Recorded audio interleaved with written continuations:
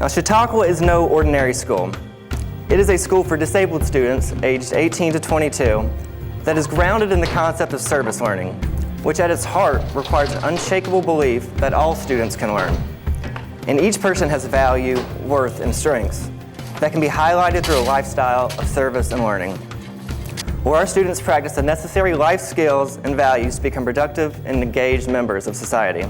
And I like to do things for the community, like I do bottles, cans, and taps, and I like to do the harvest trolley and feed the homeless. So this conference, I think the idea of being able to connect with people across countries in kind of a mode of partnership and what we can learn from each other, I think it's been really valuable. The adaptation of the Chautauqua model to the undeveloped world will help advance the communal interest of states and is in accordance with the United Nations Millennium Development Goals, which set a target date of 2015 for, among other things, the eradication of extreme poverty and hunger.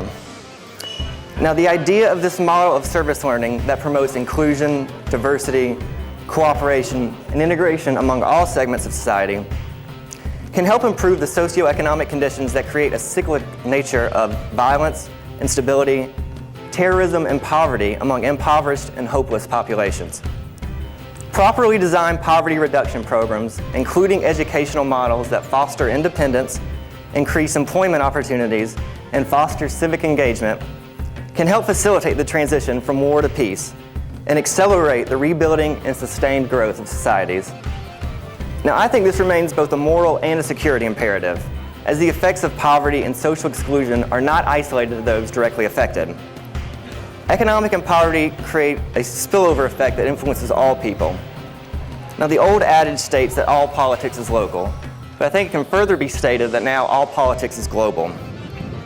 No longer can the international community afford to simply isolate and segregate the forgotten downtrodden, as continued prosperity at home is increasingly reliant on the advance of prosperity abroad.